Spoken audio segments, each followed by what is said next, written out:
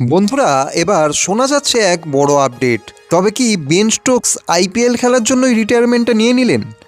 আসলেই কি তিনি কেকেআর দলে আসতে চলেছেন? শুনতে অবাক লাগলেও এমন সম্ভাবনা নিয়ে ইতিমধ্যেই ক্রিকেট মহলে জোর আলোচনা শুরু হয়ে গেছে। আজকের ভিডিওতে আমরা জানব কেন বেন স্টোকস কেকেআরের জন্য সবচেয়ে গুরুত্বপূর্ণ খেলোয়াড় হতে পারে।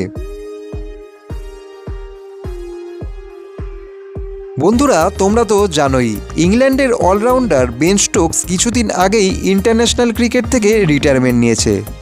আর তার রিটায়ারমেন্ট নেওয়ার পরে কিন্তু এবার জোর আলোচনা শুরু হয়ে গেছে, কারণ ইন্টারন্যাশনাল ক্রিকেট তিনি খেলবেন না বলে দিয়েছেন। কিন্তু তিনি চাইছেন ফ্র্যাঞ্চাইজি ক্রিকেট চালিয়ে যেতে, অর্থাৎ আইপিএল, বিগ ব্যাশ বা ক্যারিবিয়ান ক্রিকেট লিগের মতো বড় বড় টি-20 টুর্নামেন্টেও তাকে ভবিষ্যতে দেখা যাবে বলে শোনা যাচ্ছে। আর এখানেই উঠে আসছে কেকেআরের নাম। ক্রিকেট মহলের আর ক্রিকেট এক্সপার্টদের একাংশ দাবি করছে যে আগামী আইপিএলে কেকেআর যদি বড় কোনো বিদেশি তারকাকে দলে নিতে চায়, তাহলে বেন স্টোকস হতে পারে তাদের প্রথম পছন্দ। কারণ তিনি শুধু একজন অলরাউন্ডার নন, তিনি এমন একজন ক্রিকেটার যিনি একাই বিভিন্ন ম্যাচের রং নিজের হাতেই বদলে দিয়েছেন। আর এছাড়াও 2019 ওয়ার্ল্ড কাপ তো তিনি একা নিজের হাতেই জিতিয়েছিলেন। ব্যাট হাতে তিনি দলের কঠিন সময়ে ভালো ইনিংস খেলতে পারেন, আবার প্রয়োজন হলে শেষ ওভারেও বড় বড় শট তিনি খেলতে পারেন। অন্যদিকে উইকেট নেবার ক্ষমতা তো তার প্রথম থেকেই রয়েছে। অর্থাৎ একজন খেলোয়াড় থেকে ব্যাটিং, বোলিং আর ফিল্ডিং তিনটে এক্সপার্ট সুবিধাই যদি পাওয়া যায়, তাহলে কেন তাকে অন্য কোনো টিম নিতে চাইবে না। আর সবচেয়ে বড় বিষয় হলো তার ক্যাপ্টেন্সি। বেন স্টোকস কিন্তু দীর্ঘদিন আন্তর্জাতিক ক্রিকেটে ইংল্যান্ডকে ক্যাপ্টেন্সি করে দিয়েছে। চাপের মুহূর্তে কিভাবে ডিসিশন নিতে হয় তা সে দলকে বারবার শিখিয়ে দিয়েছে। যদি আগামী সিজনেও কেকেআর নতুন ক্যাপ্টেনের কথা ভাবে, তাহলে বেন স্টোকস সেই দায়িত্ব নেওয়ার জন্য একদম পারফেক্ট একজন খেলোয়াড় হতে পারেন। এখন প্রশ্ন হলো, কেকেআর কি এই সুযোগটা নেবে?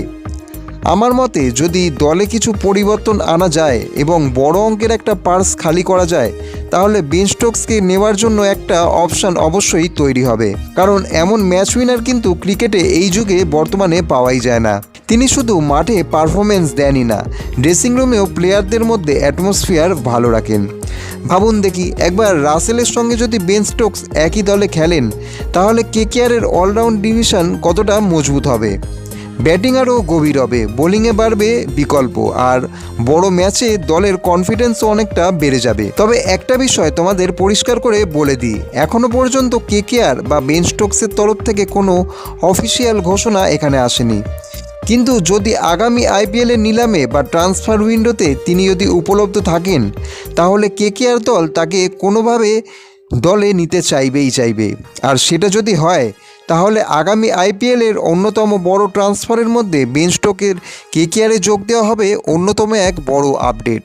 তো বন্ধুরা, তোমাদের কি মনে হয়, কলকাতা নাইট রাইডার্স দলে কি বেন স্টোকসের যোগ দেওয়া উচিত, নাকি অন্য কোনো টিমে সে যোগ দিলে কেকেআরের থেকেও ভালো পারফরমেন্স করতে পারে? কমেন্টে অবশ্যই নিজেদের মতামতটি জানাও। আর ভিডিওটি ভালো লেগে থাকলে চ্যানেলটিকে সাবস্ক্রাইব করে রেখো এবং ভিডিওটিকে একটি লাইক করে দিও।